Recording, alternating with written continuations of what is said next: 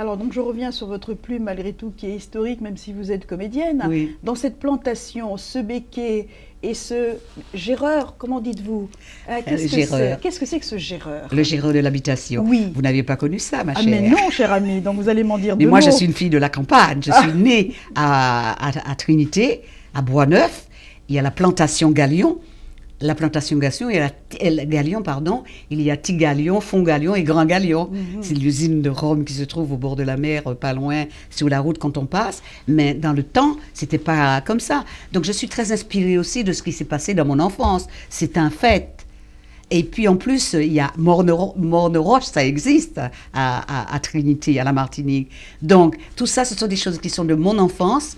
Et je trouve ça tellement joli, les noms des mornes et tout ça. Donc, je remets tout ça dans mes romans parce que c'est en même temps un hommage à tout le monde, enfin, à mon pays, parce que j'y suis partie depuis assez longtemps. Donc, pour moi, chaque fois que j'y pense, puisque je suis née là-bas, mon cordon est enterré dans les mornes, justement. Donc, alors, je ne peux pas m'empêcher de parler de tout cela.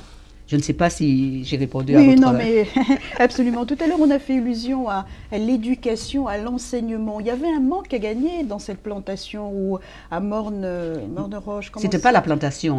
Morne-Roche faisait partie dans mon livre. Oui. Ça fait partie d'une plantation qui est la plantation Grenelle dans son ensemble. Donc ça, il faut bien le différencier. Voilà, que le lecteur c'est pas du tout. Bien Oui, c'est pas du tout. C'est pas un livre sur la plantation du Galion. Ça n'a rien à voir. Mais c'est vrai qu'il y a des éléments que c'est normal, voilà. Mais disons que c'est imaginaire. Là, c'est imaginaire. C'est la plantation. Le béquet, il a le quart de la Martinique qui lui appartient. Par rapport, il a plusieurs plantations. Il a trois grandes plantations. Et puis, il y a l'usine aussi. Donc, tout ça, tout ça se regroupe parce qu'au fait, dans toutes ces plantations, les plantations sont dirigées par un seul et même individu. Donc, ce monsieur, le géreur, voilà. Le géreur. Le géreur. C'est un nom bien recherché. Oui, mais c'est le nom que j'ai connu dans mon enfance. On parlait du géreur, le géreur de la plantation. Donc, c'est comme ça. Un roman qui est captivant, palpitant, je dirais même une belle leçon de moralité pour comprendre, alors à la fois la philosophie, la richesse ou directement l'habitat? Tout en même temps. La philosophie, parce que ce monsieur, il avait eu une grande instruction, il avait été instruit, c'est-à-dire qu'il avait, comment on appelle ça, quelqu'un qui s'occupait de lui, puisque son père n'avait pas le temps. Donc on avait un homme qui venait à la maison, qui l'instruisait, parce que c'était le temps avec les Anglais et tout ça, et c'était en anglais qui l'instruisait. Donc, même à l'âge de 12 ans, il avait accumulé énormément de choses. Donc, il savait tout ça. Mais quand il est arrivé sur cette plantation avec tous ces Indiens qui ne savaient rien, parce qu'il y avait beaucoup qui étaient des paysans, oui. Donc, il s'est dit, d'ailleurs, il a dit dans le premier bouquin, il disait au béquet, mais vous savez, moi, je ne suis pas venu ici pour regarder le cul de vos vaches. Ah bon? Moi, je suis venu ici pour essayer de... Parce que lui, il sait qu'il a une mission à accomplir. Et sa mission, au fait, c'est d'installer la génération qui partirait de lui. Donc, il savait pertinemment qu'il ne pouvait pas leur donner une éducation pour retourner en Inde, mais par contre, leur donner une éducation, une assise assez solide pour qu'ils puissent vivre dans cette île-là.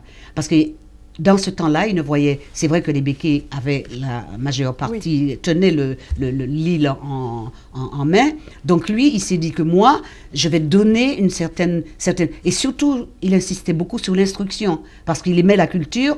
Il ne pouvait pas continuer là-bas puisque ce n'était pas permis, mais il voulait que ses petits-enfants aient de l'instruction, aient une base pour vivre là-bas. C'est-à-dire, pour lui, c'est leur pays.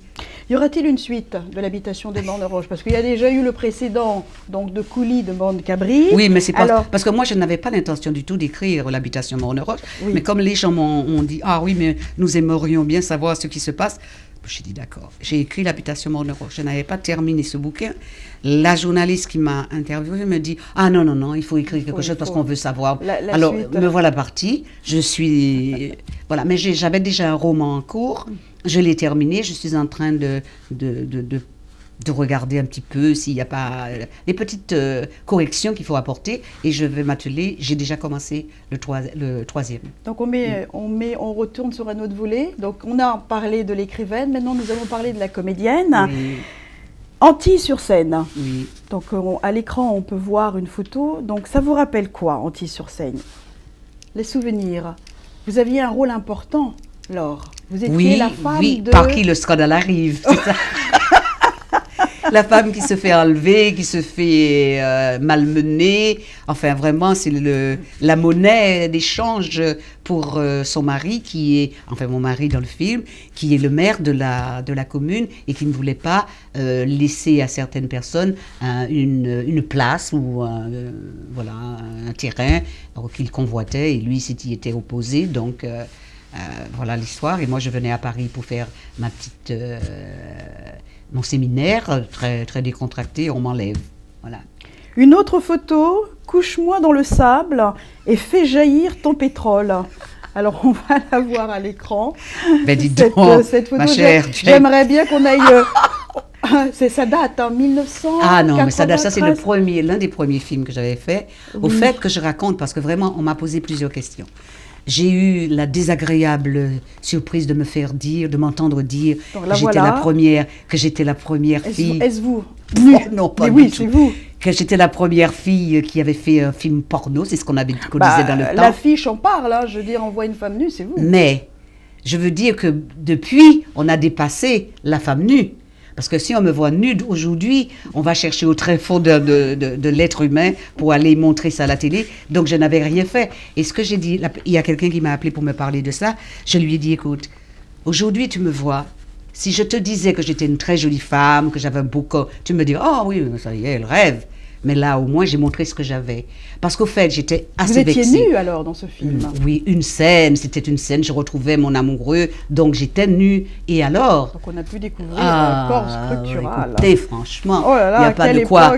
Il date de quelle époque? Mais ce film, non, ça a une histoire. Parce qu'au fait, il n'y avait pas de scène donc on va essayer de la revoir à l'écran. C'est-à-dire que... Fais jaillir ton pétrole. Non, mais c'est l'affiche, ça. Oui. C'est l'affiche, oui. L'affiche du film. Donc c'est bien votre corps. C'est vous. Je ne sais pas. Mais oui. C'est plus mon corps. Non, moi, mon corps... Non, mais bon, Laure, à l'époque, c'était vous.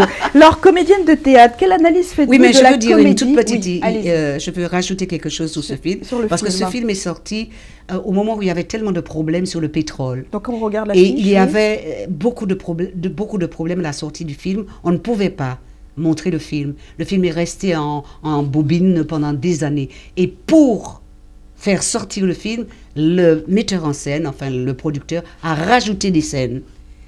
Alors évidemment, dans le contexte maintenant, il y a des séquences où vraiment je n'y suis pas, je ne sais pas, je ne l'ai pas vu. Et cette personne-là m'a téléphoné pour me dire qu'elle m'avait vu dans un truc, et c'était vraiment le scandale. Je lui ai dit, écoute, hein, moi j'ai montré ce que j'avais de mieux, maintenant... Alors aujourd'hui, où est-ce qu'on est, où est-ce que vous en êtes? Disons que en ce moment, comédienne, le théâtre, le public, les planches, le public. Le théâtre, c'est très compliqué en ce moment. Je ne sais pas s'il y a beaucoup de monde de notre communauté sur le marché. J'en sais rien. Moi, je viens de terminer. Il y a Firmin Richard aujourd'hui. Elle est où? Firmin Richard. Elle est au théâtre? Je pense qu'elle fait un peu de théâtre, non? Je ne sais pas. Elle fait un peu, mais je parlais actuellement qui joue. Et je viens de terminer un épisode d'un feuilleton pour la télévision. Là, je vais commencer la semaine prochaine ou dans 2 semaines un tournage toujours sur un téléfilm dans Plus belle la vie, je crois. Plus belle la vie. Voilà. Non, mais c'est un feuilleton qui se passe aussi, qui se joue déjà. Je crois qu'ils ont plusieurs épisodes, plusieurs phases de la vie. Vous intervenez, quel est votre rôle? En fait, là, je suis la mère d'un garçon. Voilà. La mère. Moi, je fais que les mères aujourd'hui. Oui. Laure, avant de terminer le carrefour multiculturel, j'aimerais que vous puissiez me lire le poème qui commence le roman L'habitation de Morne-Roche, Naître ou exister. Vivre ces précieux instants, en se promenant sur terre, d'un bout à l'autre se plaire partout, en prenant son temps, à l'extérieur, à l'intérieur, et au-dessus et au-dessous. Qu'importe, ne perd pas l'essentiel. Toujours s'interroger, au paroxysme droit à s'élever, happe la quintessence au pluriel. Cherche son assistance pour mieux apprécier son art merveilleux. Interprète toute sa grandeur, ensemble ou seul, quel bonheur. Ignorant le Big Bang cruel qui mêle un quotidien fiel, miel, tourisme, non, c'est pas bien, excusez-moi.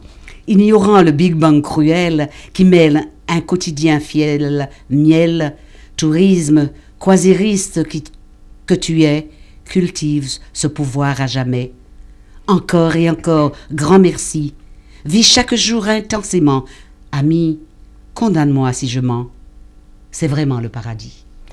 Merci de votre fidélité. Bonne semaine. À bientôt pour un prochain Carrefour multiculturel. Tout de suite, le journal de 19h. Et un grand bonjour à la Martinique, à la Guadeloupe et à toutes les îles. Merci.